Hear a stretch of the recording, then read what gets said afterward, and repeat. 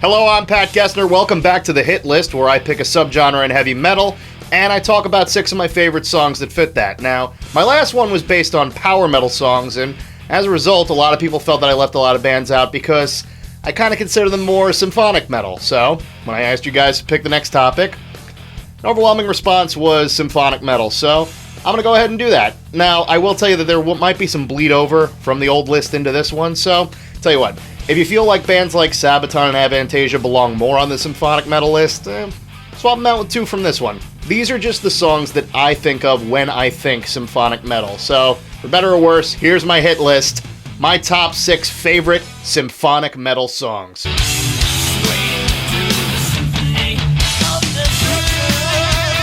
As usual, we're going to start off with an honorable mention. Now, I didn't put this one on the actual list because it's a progressive metal band, but they got symphony in the title, so it's good enough for me to mention here.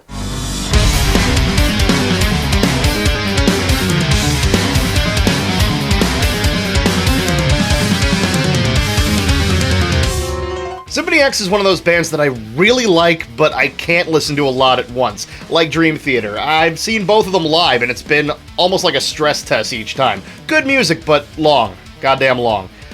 Maybe it's the short attention span that I've got, maybe it's personal taste, but whichever the case, if I had to listen to only one album from these guys and not get bored with it, it'd probably be Iconoclast, because it's the first Symphony X album I listened to. Sorry, Paradise Lost fans. We are strong.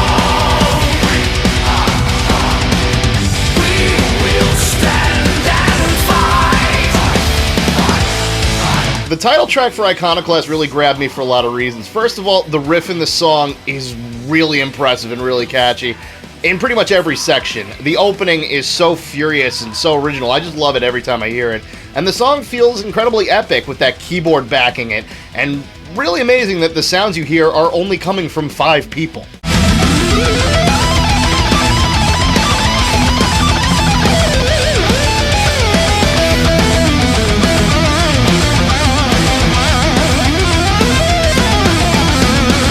Russell Allen is slowly becoming one of my favorite metal vocalists of all time. Now that I've heard most of his work with Ayreon and Adrenaline Mob, his vocals here are just amazing, and the verses lead up to this amazing chorus that gets me singing with it all the time.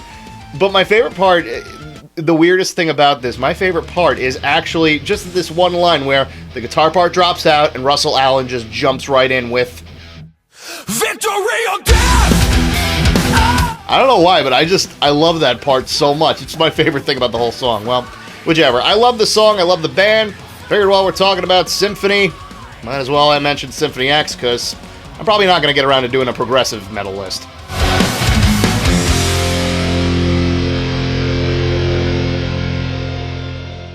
I think I mentioned this before, but I'm really not much of a black metal fan. I've given the genre a lot of chances, and there's just very few bands that appeal to me, but if I had to pick one that I really love, it would probably be the one that included a full orchestra with their most popular song.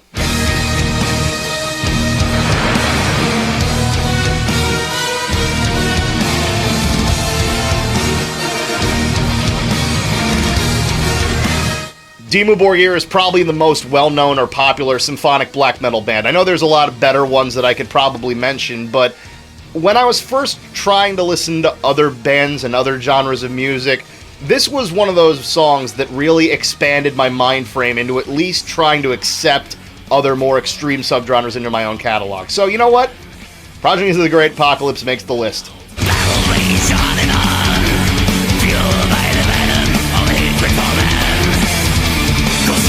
Without the eyes to see, for those who revel in silver. As if Dimmu Borgir's sound wasn't really strong enough, the band got some help from one of the most iconic metal frontmen of all time, which is Abath from Immortal.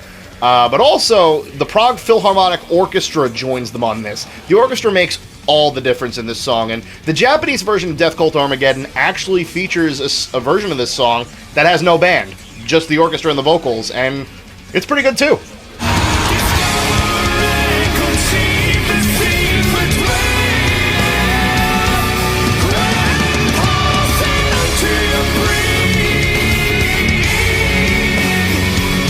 Even if you're opposed to more extreme or brutal variations of heavy metal, this song has a lot going for it, from the moving, powerful chorus to the amazing juxtaposition of Abath's vocals on the violin. It's just epic. And even though it's definitely not my favorite symphonic metal song, it is definitely the heaviest on this list.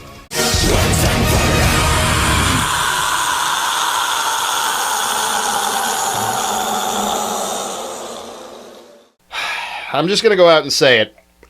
I don't know a lot about Rhapsody of Fire. I admit freely that I own one album from them, and it's Frozen Tears of Angels.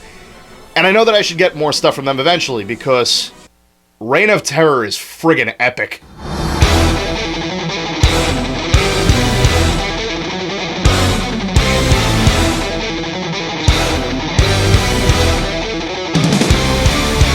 I know that these guys are landmarks in symphonic metal, but I just don't have anything from them.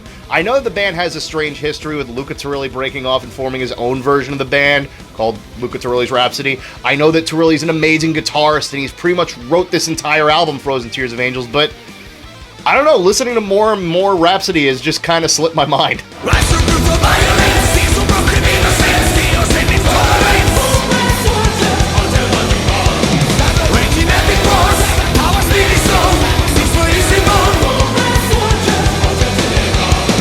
The story behind this album is like, there's this dark order trying to destroy the Earth and a bunch of wizards are fighting it back, and I don't know, I wasn't really paying too much attention to the story because I was just too blown away by the epicness of the whole track. There is so much that I like about this, from the harsh and clean vocals working against each other so perfectly, the speed in which the track is played, which showed off the incredible talent of not only the guitarist, but also the drummer, Alex Holsworth, as well, and the chorus in Latin, which starts off really soft and creeps in on you, and then just attacks you full force.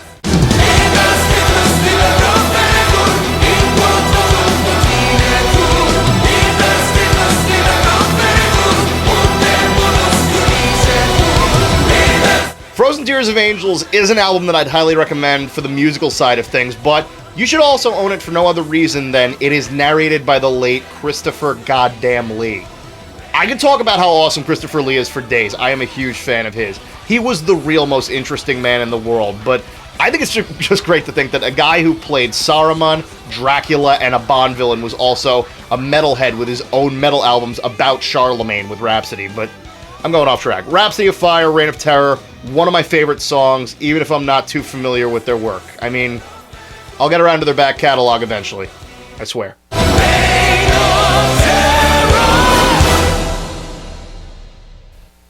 Alright, one more thing about Christopher Lee that I thought was amazing. When he was making Lord of the Rings and Peter Jackson told him to imagine what sound a man would make when he's being stabbed in the back, he said he didn't have to imagine it.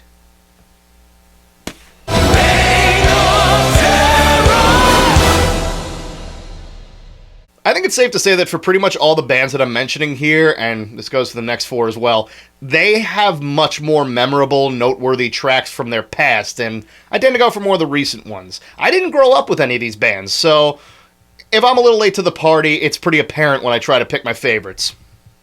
Now then, let's piss off the old school Camelot fans.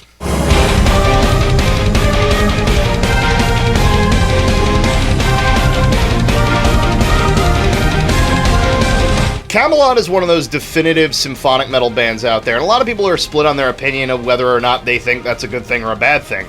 I like them a lot. Personally, I think every incarnation of them is awesome, and I'll be perfectly honest, when they've switched singers, if you ask me, they sound damn near identical. Which is a good thing, because it means you don't have to go through the whole process of like, well, if you don't like this, maybe you'll like something older. It all pretty much sounds the same to me.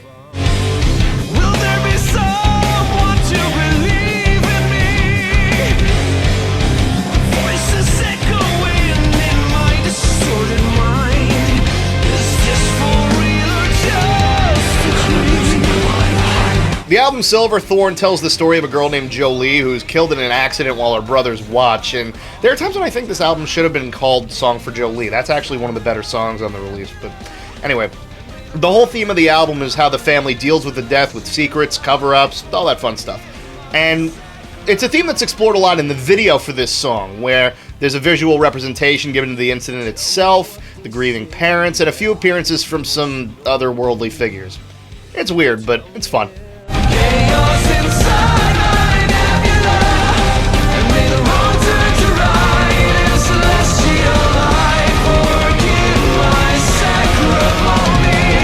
On its own, Sacrimony is an awesome song with great pounding melodies, a variety of vocal performances, but at a certain point, I honestly felt like the song was trying to throw in extra stuff just to get me to enjoy it more. Like, I was really enjoying the dip for the bridge, and then they were like, oh yeah? Have some Melissa from Arch Enemy.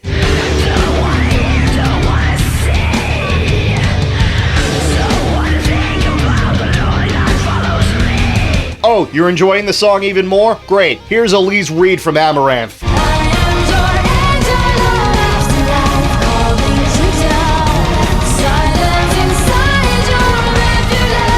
All of Silverthorn is pretty good. My Confession would have probably made this if I felt like this one wasn't personally tailored to my fandom. So, if Devin Townsend had produced this, it would have been my favorite song of all time. But for what it is, I love it.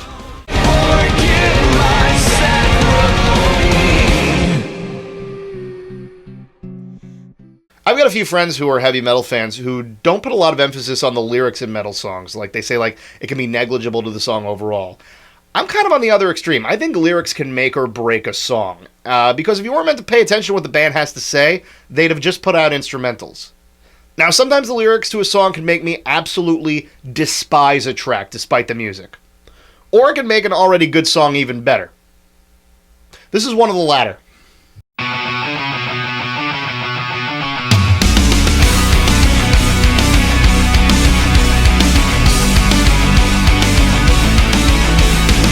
Within Temptation is a band to me that's very hit or miss, depending on what they're trying to do.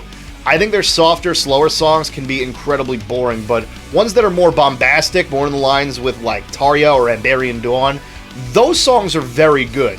Their latest album, Hydra, is a great testament to that, but the song that I think of when I think of brilliantly written symphonic metal from these guys is Iron off of The Unforgiving. Dreams are a joke here, they get in your way. That's what you need to fight day by day. The Unforgiving is actually a concept album that was released with comic books and a short films under the same name, but I can tell you that I haven't read the comic or seen the films, but Unforgiving is one of my favorite metal albums of all time. It's pretty fantastic all the way through.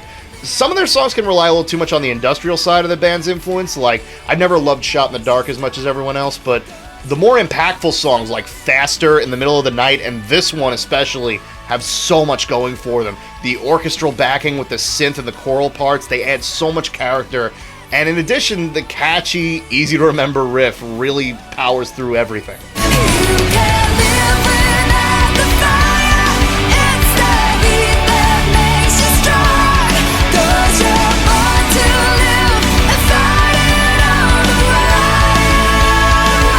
But like I said, what made me fall in love with this song was the lyrics in the chorus. It's incredibly cheesy, but I don't know, I just love this one section where she says, "You can't live without the fire, it's the heat that makes you strong."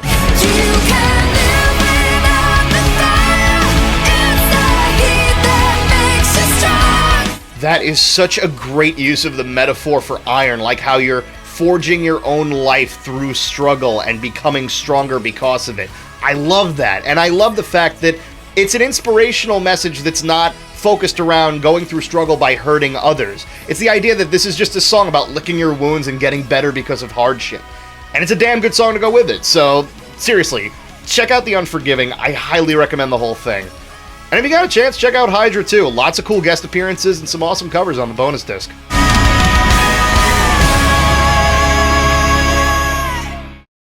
And I want to clarify, when I picked Sacrimony, I am a fan of Camelot's older material. In fact, if I hadn't picked Sacrimony, I would have picked something older like maybe The Haunting, Somewhere in Time.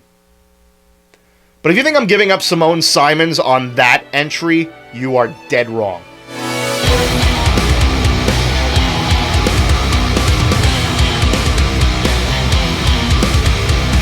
I don't know if Nightwish reached out to Simone Simons when they dumped Annette Olson in 2013, but she would have been a perfect fit. I think she's one of the most talented, powerful female vocalists in metal today, and every song she's in has this feeling of just absolute epicness to it. I was tempted to put on an older track from Design Your Universe on here, like Resigned to Surrender or Unleashed, but when I first heard it, there was no doubt in my mind that Essence of Silence would be one of my favorite songs of all time. something so strong.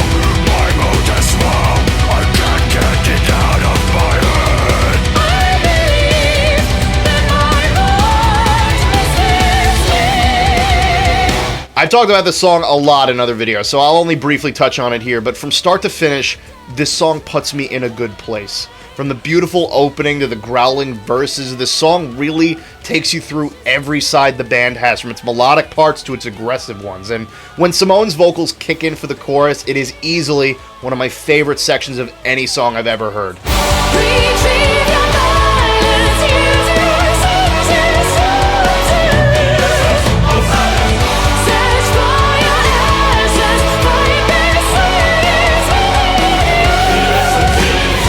I actually got a chance to interview Simone last year, and you can check out the video for that on my page. It's kind of obvious that I was kind of fangirling while I was talking to her because I just loved this album so much. Second Stone and Victims of Contingency were good songs too, but when I think about it, there was no other section of any part of last year's metal releases that made me as consistently pleased when I listened to it as the chorus of Essence of Silence. So that's why it made the list.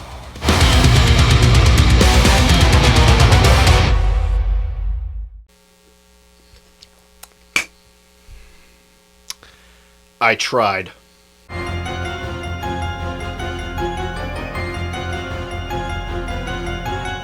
I tried so hard to take the number one spot away from this song.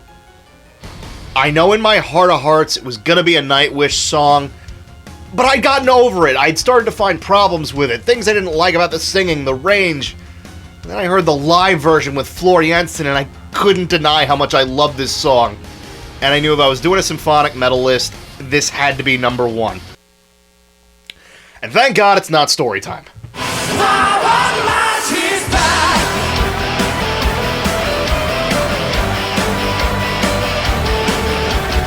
When a lot of people ask me to do the symphonic metal list, I have a feeling a lot of you guys expected Nightwish to be number one. And I'm sorry that I'm that predictable, but I love the band so much.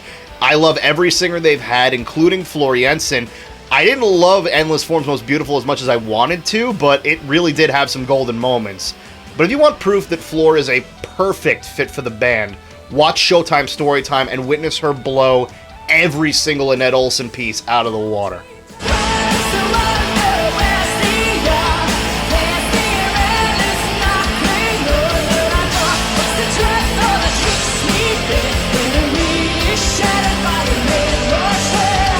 I also don't know when they added Troy Donacoli into the band as a full member, but his folk playing on the last three albums has been fantastic. I think my favorite Nightwish songs are the ones that have more of a traditional route than the others, and the part he plays here adds so much.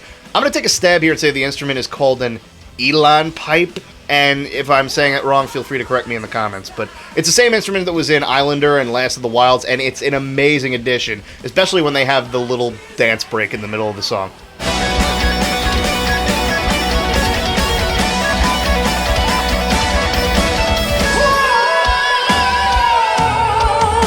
There are so many Nightwish songs that I could have included in this. Literally anyone with Tarja, most people would argue, is a better symphonic metal song and less of a folky one. But as for right now, this list is discussing my favorites from my favorite symphonic metal bands, and nothing beats out I Want My Tears Back. Not even the other one that won't leave your head for days.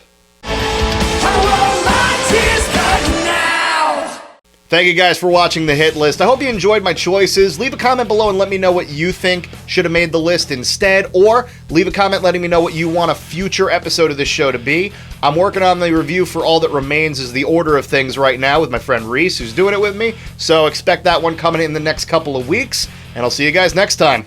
Cheers.